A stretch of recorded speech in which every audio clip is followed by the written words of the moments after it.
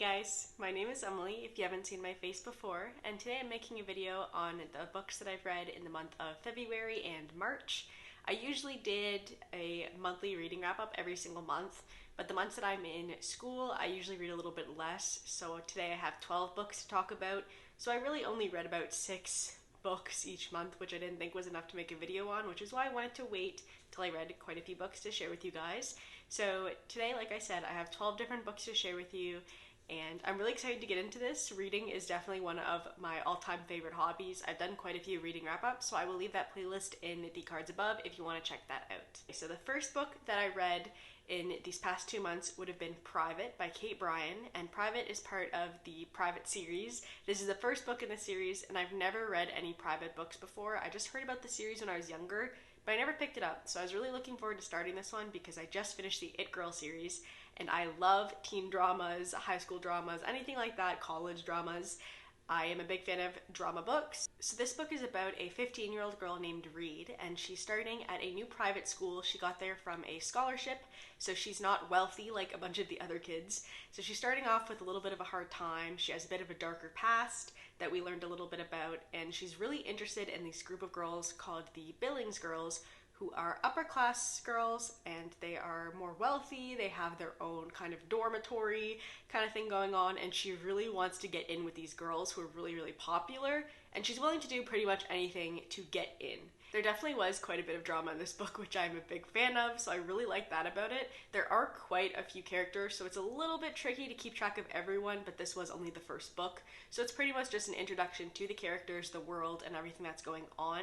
I think this definitely will be darker than the It Girl series, so there is going to be that teen drama element, but at the same time, there's going to be some darker themes that are talked about, which I'm actually really looking forward to reading more about. So I gave this book a 4 out of 5 stars, and then a couple weeks later, I moved on to the second book in the series, Invitation Only, and I'm not going to give any spoilers for any of these books, and since this is a sequel to the first book, I can't really get too much into what this is about, but I can get you a little bit of a gist. So the main character, Reed, starts getting blackmailed by someone that she isn't really expecting to do that sort of thing to her, and she's also dealing with a lot of grief and mixed feelings for someone who is missing that she cares about. And while all of this is happening, there's this party called The Legacy going on, and it's kind of a very prestigious party that everyone wants to get invited to, and she's willing to do anything to get into this party. So you can kind of see what her personality is like. She really wants to be popular, she really wants to fit in with the cool kids, and she's pretty much willing to do whatever it takes to get that. I actually really love this book. I gave this a 5 out of 5. There was nothing in the whole book that I didn't like.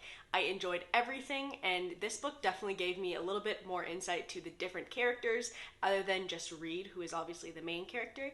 And like I said, there are some darker themes going on in this book, so it kind of gives it a little bit of an edge compared to series like It Girl. So that is really great about this book. I would definitely recommend picking up this series if you are looking for a kind of teen drama series that you haven't read before, if you haven't picked this one up, because this one I think is going to be a good one, and I'm definitely looking forward to reading some more books in the series. The ending of this book also really surprised me. It's pretty unexpected, so there's going to be some twists and turns in this series that I'm definitely looking forward to, so keep that in mind if you are looking for some recommendations to pick up. Those are the only 2 books that I read in the Private series, so I finished those 2 books this past 2 months, and then I moved on to Into the Drowning Deep by Mira Grant. This is a book that I had on my to-be-read list for quite a while. I would call this book a sci-fi, I guess you could say, which isn't usually the type of book that I go for, but I had heard great things about this book, so I really wanted to try it. And there's quite a few different characters, but it mainly focuses on Victoria, who has a sister who went missing basically after being on a boat, who went out to find mermaids, and this big boat had a bunch of people on it to go investigate whether mermaids were real or not, and unfortunately no one came back alive, so a bunch of people are getting on a boat again, including Victoria, to kind of see what happened. Are mermaids real? What's out there? That kind of thing. I would also say that this book has a little bit of a horror element in it because there are quite a few very graphic, gory scenes, so if that is something that's triggering to you, by all means, don't read the book because it will bother you. But there are quite a few of those elements that were really interesting to me. I loved learning about the mermaids and that kind of thing, but at the same time, there were some things I didn't like so much about the book. There's a lot of scientific talk that kind of bored me whenever I got to those parts, and I kind of just wanted to skip through it whenever it was talking about really scientific terms and that kind of stuff. I didn't really care too much for that, and I also didn't care too much for the characters, unfortunately. I just didn't care about them. I didn't feel attached to them. I didn't really care what happened to them. I was really just interested in finding out about the mermaids. So I gave this book a 3 out of 5 stars because those elements that I did like, I really liked, but unfortunately, the book as a whole wasn't necessarily great in my opinion, and the ending was kind of a little bit of a letdown, which unfortunately is a little bit of a theme in the books that we're going to be talking about today, but we will get to that when we get to that. I would still recommend this book if you are a fan of sci-fi, if you do have an interest in mermaids, sirens, that kind of stuff. I think you would love this book, as long as you aren't bothered by that little bit of gore. The next book that I read was Butter by Erin Jade Lange. This is a book that I saw quite a bit all over TikTok and Instagram and all of that kind of stuff. It was really advertised to me, so I really wanted to check it out because I heard a lot of great things about it, and it also had a little bit of a darker side which really intrigued me. So this book is about a high school student who goes by the nickname Butter, and he is about 423 pounds, I believe. He's quite a big guy, and he unfortunately decides that he wants to kill himself by eating himself to death, and he wants to live stream it so that everyone at school can watch. So there are quite a few trigger warnings in this book as well. If you are triggered by suicide, self-harm, eating disorders, anything like that, this is a heavier book when it comes to those things, so I wouldn't really recommend it for you, but otherwise, I think this is a really great book. I actually really enjoyed it. It was definitely really refreshing to read because I've never read a book that had a plot nearly close to this, which was great. And something else I loved about this book is because it actually had me laughing out loud while I was reading it, and on the very next page I'd feel really, really sad because something emotional was happening. So it really plays with your emotions, has you going back and forth between feeling sad, feeling happy, loving the characters, hating the characters, everything like that. It's a mess, but I love it. And I gave this a 4.5 out of 5 stars. It's definitely one of my favorite books I've read the past 2 months. So if you aren't bothered by any of those trigger warnings, I definitely pick this up. The only reason I didn't give this book a 5 out of 5 stars is because the ending was pretty open-ended, which isn't usually how I like my books to end, but at the same time, everything else about it was great. So I would definitely still recommend it, regardless of the fact that the ending wasn't necessarily my favorite. The next few books that I'm going to be talking about are all part of the Pretty Little Liars series, which is super popular. You've probably heard of the TV show if you haven't watched it, but the books are also pretty popular, but I've never read them completely. I only read the first couple books, I think, in the series quite a few years ago, and honestly, I forgot most of what happened. So I really wanted to pick this series up and see how it compares to the TV show. If you aren't familiar with the Pretty Little Liars series, it basically follows a group of young teenagers who are really close friends. There is Allison, Emily, Hannah, Spencer, and Aria. All 5 girls are best friends, but Allison is the ringleader. She's very popular, very pretty. One day Allison goes missing, and then the girls kind of fall apart. Shortly after that, the girls start receiving messages from someone called A, who knows things that only Allison would know. And there's a lot of mystery trying to figure out who this A person is and why they're trying to hurt the girls. This series is also by Sarah Shepard, because I know I didn't mention that before. So the first book in the series is a great introduction to the world. You really get to know the 4 girls, as well as Allison, really well, and it's very easy to tell them apart, even if you haven't seen the show or anything like that, which is great. And I gave this book a 5 out of 5 stars. I loved the first book. There was nothing about it I didn't like. I loved the drama. It was a perfect balance between mystery, just high school drama, pettiness, and a little bit of that darker side, which I do crave in my books. So I would definitely recommend you starting this series if you've never checked it out before. After giving the first book in the series a 5 out of 5, I quickly picked up the next book, which is Flawless. Another reason why I love these books are because each character is pretty different, but at the same time, you can relate to something in all of them. So without spoiling anything, I'm just going to give you guys a little glimpse of what the main characters are like, because this was a big selling point for me, because this just ramped up the drama, in my opinion. So we have Spencer, who is very academic. She really cares about what people think of her, and she also has a little bit of a problem with wanting things that her older sister has. Then we have Hannah, who was kind of the unpopular girl out of the friend group, but once Allison went missing, she used a little bit of a dark secret to ramp up her popularity, and now she is the new it girl in school. Next we have Aria, who enters into a little bit of a forbidden relationship, And then we have lastly Emily, who is really struggling with her sexuality. Again, those things are not spoilers. You will see that on the back of the first book as well as in the first chapters about the characters. So in Flawless, A is really interfering with the girls' lives compared to the first book, where there's just more of an introduction to A. But it gets a little bit more serious in the second book as well. And there's also a huge difference in this book compared to the show. The first book is very, very similar to the first episode of the show, but the second book is when things start to take a little bit of a turn. There is a very dramatic thing that happens to one of the characters that did not happen in the show. So it's definitely different from the show if you are discouraged from reading the books because you don't want it to be the exact same thing as the show.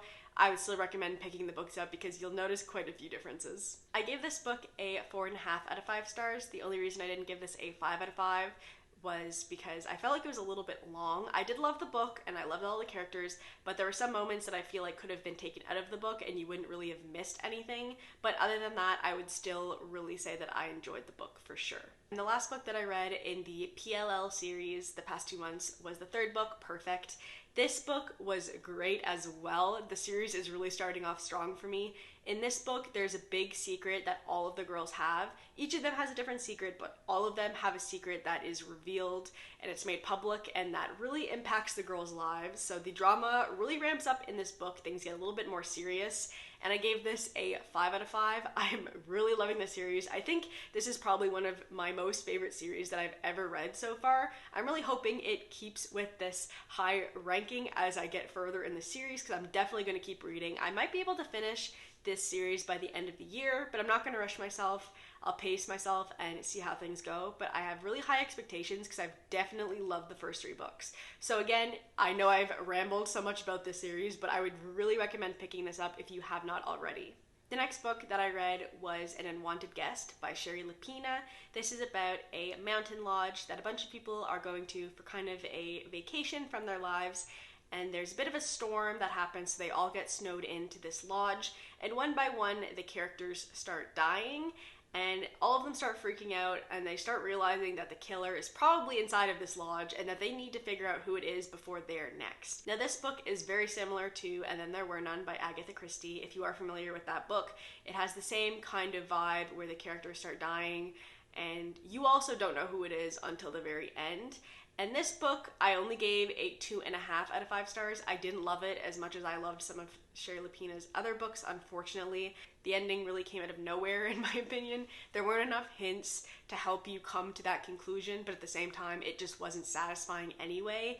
The big reveal was just pretty much out of nowhere. There was also some things that came out of nowhere towards the end that just made it really unenjoyable for me. And there were so many characters that it was so hard for me to keep track of who was who until the end. And then once I figured out who was who, the book was over, so it didn't really matter anyway. I did like the fact that you didn't see the ending coming, but I didn't like how random it seemed. I would recommend this book if you are a fan of that Agatha Christie And Then There Were None kind of book, but if you don't really care about that trope or if you're tired of it, I would skip this book because, in my opinion, it isn't really anything special. The next book that I read was They Both Die at the End by Adam Silvera. I read this as an audiobook. This was another book that I was really hyped about. I heard so many great things about how emotional this book was, that it would make you sob, that it would make you feel all of these things. So I really was looking forward to loving this book, and unfortunately, it didn't live up to the expectation that I had for it. In this world that the book takes place, everybody gets a phone call on the day that they die, and it's just to let them know that they are going to be dying that day, and they don't know how, they don't know when that day, they just know this is going to be their last day alive. And the book follows Mateo and Rufus, 2 young boys who are, I'm pretty sure they're in high school, and they end up meeting up. They are both supposed to die on this day. They meet up to be friends, and they want to spend their last day together, and the book is pretty much just taking place that whole day. So this book definitely is a heavier topic. It isn't a feels good, makes you happy kind of book. It definitely is sad, but at the same time, there is such a great relationship happening between the 2 boys that there is still a little bit of positivity thrown in there, which is great. I love the relationship between Rufus and Mateo. I thought it was lovely, and that was the main reason I kept reading the book, other than the fact that I was hoping for this big dramatic ending, which unfortunately like some other books I read this month, didn't really hit the nail on the head for me. I didn't even cry that much during this book, which really surprised me because usually I'm very emotional when it comes to reading books, especially sad ones, but this one just didn't hit it for me for some reason, which kind of disappointed me. I gave this a 3.5 out of 5 stars because I did still enjoy it. I loved the concept of something new. I never read a book like that where people get called the day that they die, so that was interesting to me, and I was interested to know if they actually escaped their death or what was going to happen with that, if they were actually both going to die. So that kept me interested, but the relationship was kind of the main motivation for me. I would pick this one up if you want something that will tug on your heartstrings, because it definitely will. I just wouldn't have really high expectations for how much it will make you feel, just in case, like me, it doesn't really make you cry. After reading They Both Die at the end, I was kind of feeling more in a romantic mood, and I decided to pick up my first Colleen Hoover book ever, which was Slammed. I've heard so many great things about Colleen Hoover. The only reason I haven't picked her up before is because thrillers and drama are kind of the books that I lean towards. Romance, not so much, but I wanted to give her a shot just because I have heard how great her writing is. And the way that I work whenever I find a new author is that I usually like to start with their older books, and then if I like them, I will read all of their books. So, spoiler alert, I think I'm going to do that for Colleen Hoover because Slammed really exceeded my expectations. For the first book that she wrote, I'm pretty sure it's her first book, I could be wrong, don't hold me to that, but this one blew me out of the water for my expectations. It exceeded every possibility that I thought it could have, and this is a bit of an underrated book, I think, by her, because I haven't really heard people talk about it. This book is about an 18-year-old girl named Lakin who is moving to a new city with her mom and her brother after her dad passes away, and she very quickly meets a boy named Will who lives right across from her. They very quickly fall for each other and they want to be together, but there's quite a few things in their lives that are keeping them apart. I'm not going to spoil anything, that's all I'm going to give you, but you're just going to have to take my word for it that this book is really great. This book does a really great job talking about grief, and if grief is something that you don't want to read about, I would skip this one, but I think it's a really important book to read for that reason. It was a little bit unexpected for me, but I really, really enjoyed it. I gave this a 4.5 out of 5 stars, and I didn't give it a 5 just because I felt like it was missing some relationship between the father who passed away. I would have liked more flashbacks and more about him, I guess, because he seemed to be such an important part of the story, but at the same time we didn't really know much about him. But that's just my personal opinion. I still love the book and I would definitely recommend this. If you haven't read anything by Colleen Hoover and you aren't a fan of romance, I still give it a chance because you never know. I really didn't think I would like her writing as much as I did, but I was so sucked into it, I finished the book in one day, so that would tell you something. The next book that I read was My Lovely Wife by Samantha Downing. I read this as an audiobook, and this book is about a husband and wife who seem like a very normal couple on the outside. They have 2 children, they seem to be very happy together, but they have a little bit of a dark secret, which is what keeps their marriage alive, and I'm not going to spoil what it is because I think it's better if you don't know going into the book, and it'll come as more as a surprise. I have mixed feelings about this book because the first half was great in my opinion. I loved it. A lot of it felt really new and refreshing. But the second half of the book was a little bit of a disappointment for me. I felt like it turned into a little bit more of a stereotypical thriller. There were a couple twists in the book, but I didn't really feel like they were plot twists. They didn't really surprise me as much as I feel like they should have. So I gave this a 3 out of 5 stars. I would recommend it if you are a fan of kind of domestic thrillers, something with a little bit of a darker twist, but it isn't the most original plot in my opinion. And finally, the last book that I read was I Killed Zoe Spanos. This is by Kit Frick, and this book is something that I had heard a little bit about here and there. I knew it had a plot twist, and that's kind of the main thing that I was expecting going to this book, this huge twist that I wouldn't see coming. This book is about a girl named Anna who is going to a new village for her summer job. When she gets there, she finds out that she bears a very strong resemblance to a girl named Zoe who has gone missing in this village. And so there's a bit of a mystery going on to find out how she's connected to Zoe, if she's even connected to Zoe. And then a couple months later, after she gets into this village, Zoe is found dead, and Anna confesses to being responsible for her death. But at the same time, there is still a lot of mystery going on as to what happened to Zoe. Is Anna actually involved? So there were quite a few mysteries that you kind of wanted to figure out in this book. And it really reminded me of We Were Liars, which is one of my all-time favorite books. I loved We Were Liars, it was great, but this book was kind of like that book, but not good, if that makes sense. In my opinion, it just wasn't great. I felt like the characters were kind of all over the place, and I didn't really feel attached to anybody. and the twist at the end was a twist, but I didn't care about the twist. I felt like it also came out of nowhere. I didn't really understand the motivation. I didn't understand how it ended. There was a lot of confusion, in my opinion, about the ending, and it just didn't really feel satisfying at all, the way that things kind of wrapped up. There were plot twists, but they just weren't the best, in my opinion. I feel like We Were Liars did it a lot better. I don't know if this book was inspired by that book. There's just quite a few different vibes that felt kind of similar, which is why I'm bringing it up. I gave this one a 2 out of 5 stars because I didn't hate it or anything. I didn't think it was an awful book, but it just wasn't very interesting to me, and then, like I said, I didn't really like the twists. But if you are a fan of thrillers and mysteries, this one is very well liked by a lot of people. So I would still give it a try if you are looking for something like that. You might have a better experience with it than I did, but this is just my personal opinion. Alright guys, so that wraps up my reading wrap up for the month of February as well as March. If you want to, you can go ahead and leave a like, a comment, or subscribe if you want, and I will see you next time. Thanks guys. Bye. God bless.